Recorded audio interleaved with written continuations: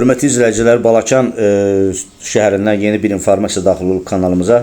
Deməli, vətəndaş iddia edir, Balakəndə vətəndaşa məxsus pay torpağındakı ağacları kütləvi şəkildə kəsiblər. Ağaclar 2 metr, 3 metrdən kəsilib. Hansı ki, bu ağaclar daha budama əməliyyatı daha hündür məsafədən aparılmalıdır və vətəndaş iddia edir ki, həmən bu ağaclar material üçün doğrayıb aparılıb.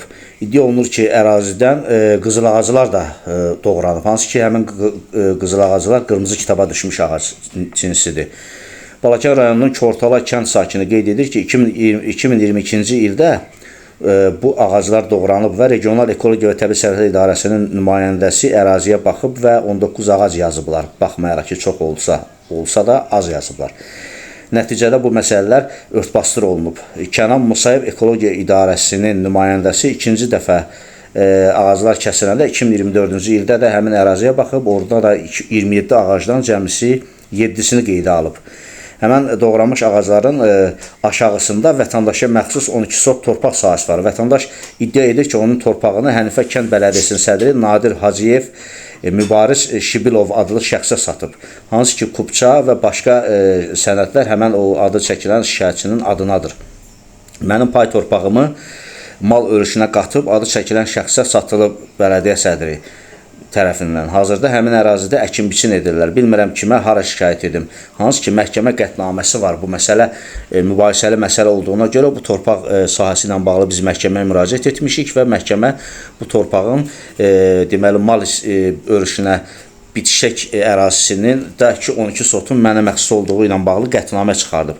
Və hazırda həmin ərazi satılıb və mal örüşü ilə birlikdə həmin ərazidə həmən adı çəkilən Mübariz Şibilov qarğıdalı əkib becərir deyə bildirir. Bu gördüyünüz bu da qızıl ağacıdır. Vətəndaşın iddia etdiyinə görə ki, ərazidən kəsilib həmən vaxtı, kəsilən vaxtı lentə alınıb bütün bunları və vətəndaş qeyd edir ki, Balakəndə belə hallar çoxdur, belə hallara çox rast gəlinir. Yəni, meşə zaloqlarının bələdiyyə torpağında və yaxud pay torpağı ərazisində yerləşən meşə zaloqları mütəmadi şəkildə əksər yerlərdə məhv edilib və izi itirmək üçün hətta ağacın köklərini də qazıyıb oradan ekskavatorla çıxardıblar və həmin əraziləri əkin-biçin üçün istifadə edirlər. Ancaq yerli ekologiya idarəsi və regional ekologiya idarəsi bu məsələni araşdırmaq əvəzinə bunu örtbasdır edirlər. Hətta hüquq mühafizə orqanlarına da onların sorğularına səhv, yalan informasiya ilə cavab verirlər ki, nəticədə belə bir arzu olunmaz mənzərə yaranır deyə şikayətçi bildirir. Biz burada sizə şikayətçinin bizə göndərdiyi, iddia etdiyi həmin 12 sot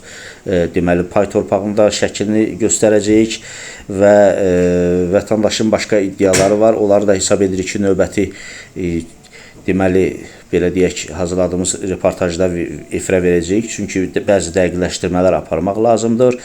Əlbəttə, burada səslənən fikirlərin kanala və kanal rəhbərinə heç bir aidiyyatı yoxdur. Balakən rayonundan bizim WhatsApp xidmətimizə göndərilən informasiyalardır.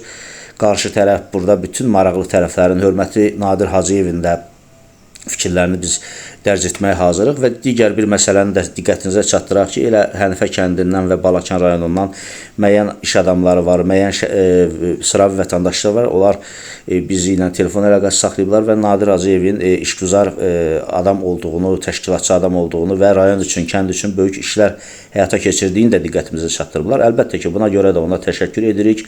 Əlbəttə, belə də olmalıdır. Hər halda ona etimad göstərilib, cəmaət əgər onu posta belə deyək, seçiblərsə, bələdiyyə sədri əlbəttə ki, bütün bunlar yaxşı halda. Ancaq şikayətçilərin fikirlərini də biz efirə verməliyik və qarşı tərəfin də mövqeyini dinləməyə hazırıq. İnanırıq ki, kim haqlı tərəfdirsə, günlərin birində o haqlı tərəf öz haqlı olduğunu tamamilə sübuta yetirəcək.